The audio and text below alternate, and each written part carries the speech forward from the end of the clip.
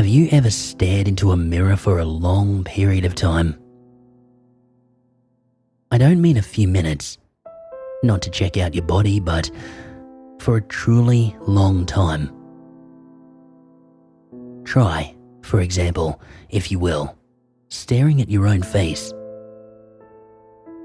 At the beginning, it might be normal. You might laugh because it feels silly. Soon, however, things will turn weird. At first, the humor of it will go away. You might even get bored. But if you stick to it, things will change. I started doing it after I read about certain urban legends online. When I first tried it, I couldn't do it for long. Seeing my dumb face in the bathroom every morning was hard enough, but staring at it for longer than necessary was a chore. The more I tried, though, the more I got used to it. I'd sit down in front of my bathroom mirror and just stare at myself. I told myself more than once that this was stupid, ridiculous even. But I liked creepy stuff, and I enjoyed scaring myself, so I stuck with it. It was one of the weirdest experiences I've ever had. I laughed, I groaned, I yawned, but before long, I started to study the intricate landscape of my face more closely.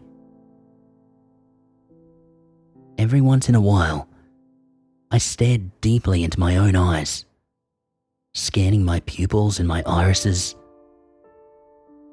Before long, I got the feeling that something was changing. I began wondering if I was the one staring at my reflection, or if it was the other way around. What if it was? What if that person in the mirror wasn't truly me? And then, for the blink of an eye, I thought I saw my reflection wink at me.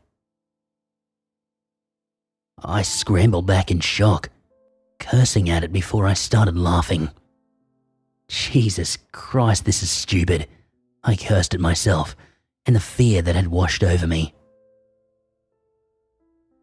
Still, when I looked at the mirror again, at my reflection, I wondered if it had all been my imagination, or if something had actually happened.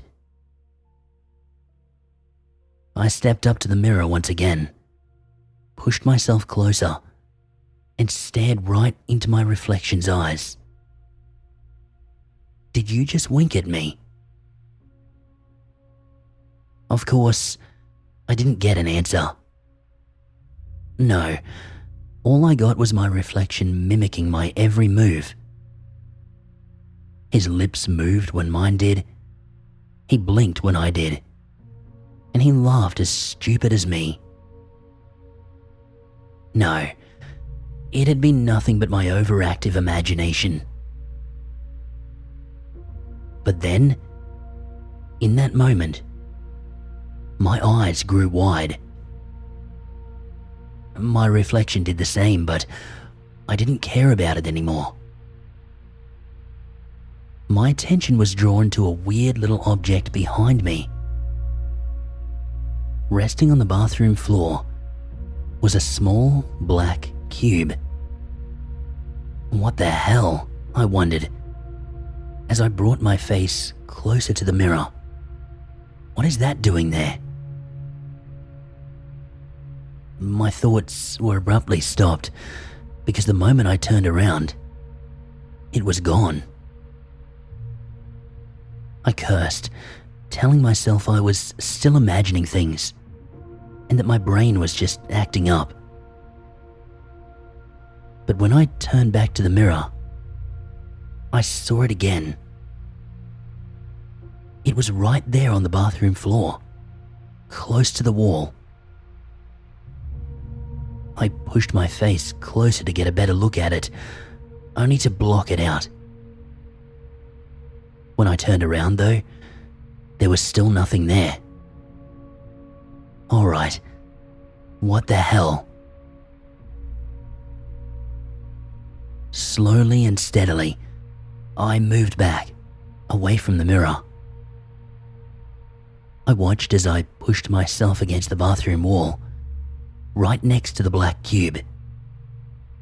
Then, I reached out to it with my foot, bringing it closer towards the object. Nothing happened. I didn't feel the sensation of touching anything. My reflection, however, began pushing the black cube to the right. This was the weirdest thing ever.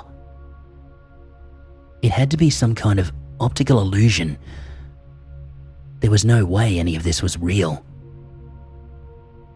Well, of course this wasn't real. It was only happening inside the damn mirror. With that, I told myself to forget it and go to bed.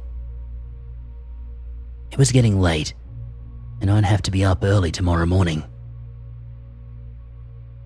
But how do you ignore something as strange and fascinating as what was happening here?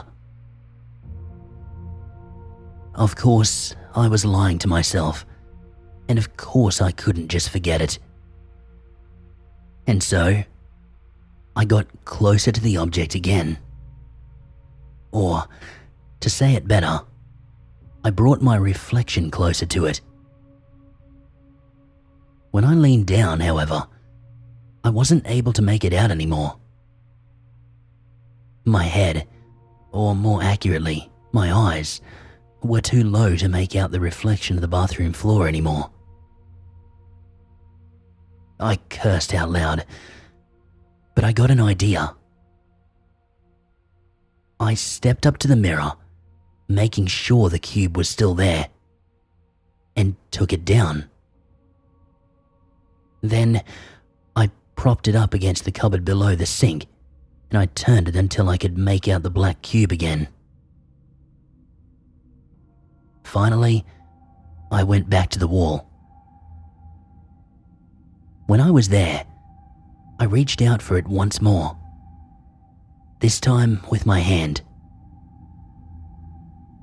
Once more, I couldn't feel a thing, but I watched as my reflection's fingers got closer and closer before they eventually made contact with the cube. I watched in stunned fascination as my reflection's fingers brushed against it. A cold shiver went down my spine. What the hell was this? Was this really just an optical illusion? Before long, I had a rough idea of the cube's dimensions. Each side was about 1.5 inches. Then, with the most delicate of movements, I made my reflection close its hand around it. Then, I lifted my hand. I watched as my reflection held it in its hand. For a moment, it almost slipped from my hand before I got a better hold of it. This was the strangest sensation. I had no feeling of it, and yet I was holding something. Or rather, my reflection was holding something. With a few careful steps, my eyes glued to the mirror, I brought it closer towards it. I carefully placed it in front of the mirror and began studying it. It was nothing but a solid black cube. I stared at it from all angles, leaning left and right, standing up and laying down. What the hell was this thing? Then I brought my finger against it. This time, not delicately. Instead, I pushed it closer to the mirror. For a moment, I wondered what would happen if I kept it up. The thought of it sliding through the mirror's surface appeared in my mind. I laughed, calling myself an idiot, telling myself again that this had to be some kind of optical illusion. And of course, it did not slide through. Instead, it was pressed up against the mirror, hard and slightly crooked together. At that moment, I saw that its top was slightly pushed upwards. Did that mean that I could open it? Almost in a trance, I reached out with my other hand, my left hand. I couldn't help but curse in frustration as I tried to make sense of the cube's dimensions and my movements being flipped. Finally, after 2 futile tries, I managed to push my fingernail into the small crack. Then, I delicately began pushing it upward. It took me another few tries before I succeeded in opening it. Where I was, however, I couldn't see a damn thing. So, I stood up, brought my face close to the mirror, and I stared down at it. That's when I noticed that there was something strange, something whitish inside of it. My hand went forward again, getting a hold of it to lift it upwards so I could get a better look.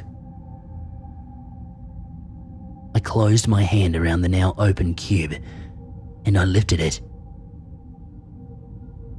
At first, I saw only white. But then, I made out delicate red lines in it, saw its round form. A moment later, whatever was inside the cube started moving and turning. I watched in stunned horror, and after a few seconds, I stared at an eyeball. I screamed in shock and disgust, scrambling away from the mirror and shaking my hand as if something had gotten a hold of it. Inside the mirror, the black cube crashed to the floor. It bounced once, twice, before it came to a rest. The eyeball, however, rolled out of it. From where I was, I watched as it rolled closer to the mirror. I expected it to hit the surface, to bounce back. But it rolled on.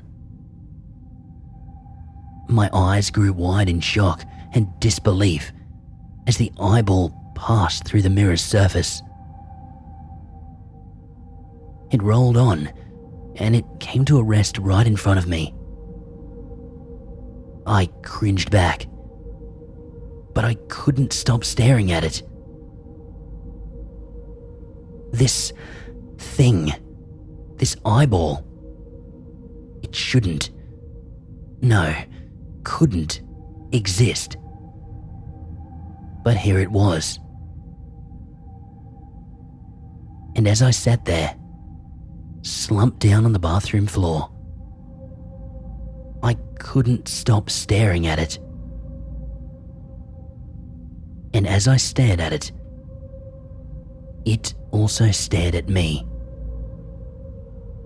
And with each passing moment, I felt it staring deeper and deeper into my eyes.